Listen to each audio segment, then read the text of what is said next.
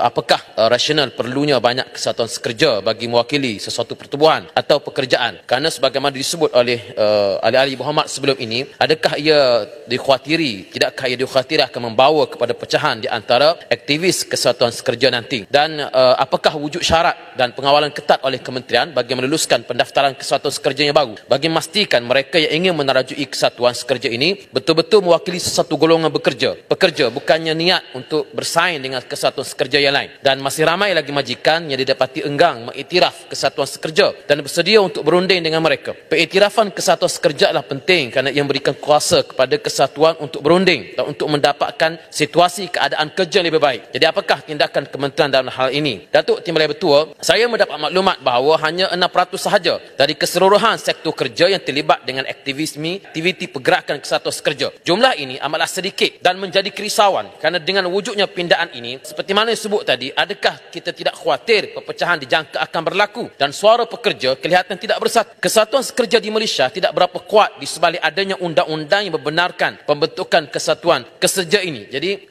inilah persoalan yang saya kira perlu dijelaskan oleh Menteri. Dalam satu laporan bernama, pada pengiraan terakhir terdapat sebanyak 770 kesatuan sekerja di Malaysia dengan 993,000 ahli dan dikatakan bilangan keahlian semakin berkurangan. Mei lepas saya memetik kenyataan Setiausaha Agong MTUC memberitahu bernama jumlah ahli kini di antara 500,000 dan 800,000 daripada 15 juta keseluruhan pekerja dalam negara ini. Dengan begitu banyak kesatuan sekerja dan jumlah ahli yang kecil, suara kolektif untuk membuat tawaran dan rundingan, contohnya bagi gaji dan keadaan bekerja yang lebih baik, dibimbangi hampir lenyap. Kebanyakan kesatuan sekerja mempunyai kurang daripada 500 ahli. Ini sesuatu yang tidak bagus. Sekiranya mahu suara anda didengari, semesti ada sekurang-kurangnya kesatuan sekerja dengan jumlah keahlian yang besar. Barulah suara kesatuan sekerja ini boleh menjadi lantang. Banyak isu yang perlu diperjuangkan oleh kesatuan sekerja sekarang ini. Malaysia berdepan dengan isu gaji yang tidak berubah, yang sebelum berlaku pandemik lagi. Dan apabila kadar inflasi meningkat tanpa kenaikan gaji, bermakna pekerja kehilangan kuasa membeli. Walaupun sekarang kadar inflasi turun sehingga ke paras 2.0,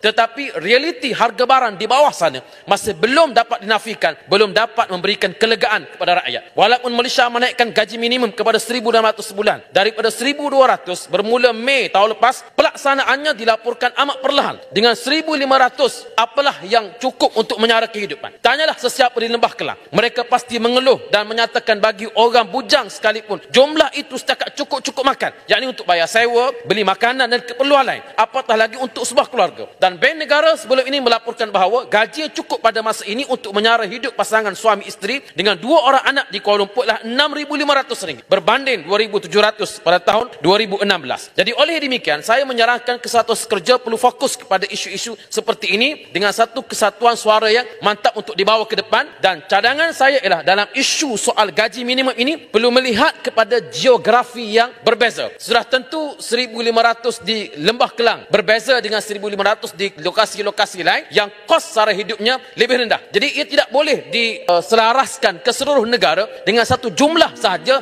yang menyebabkan ia kelihatan agak kurang adil di tempat-tempat yang agak tinggi. Jadi realitinya, undang-undang berkaitan kesatuan sekerja ini juga perlu juga dikemaskini bagi menutup sebarang kelompongan dan memperkukuhkan kesatuan sekerja. Dua, saya nak sebut tentang isu kesatuan sekerja di kalangan pemandu e-hailing dan penghantar makanan. Mereka tidak boleh mempunyai kesatuan kerja, Bapak Menteri, kerana keadaan bekerja yang lebih baik, kerana mereka tidak dianggap sebagai bekerja. Pemandu, penunggang Grab, Foodpanda sebagai contoh, tidak boleh menubuhkan kesatuan sekerja untuk berunding bagi mendapatkan gaji, kerana keadaan kerja serta perlindungan lebih baik. Ini kerana pekerja gig ekonomi dianggap sebagai kontraktor kerana mereka menyediakan servis menggunakan bahan dari pihak lain, bukan pekerja pengkalan yang berdaftar. Jadi oleh demikian, bagaimana Menteri melihat situasi ini dan bagaimana kerajaan melihat untuk menangani isu ini yang kalau dibiarkan ia akan menyebabkan satu penganiayaan dan keadaan yang kurang adil kepada pekerja-pekerja anak-anak muda gig ekonomi.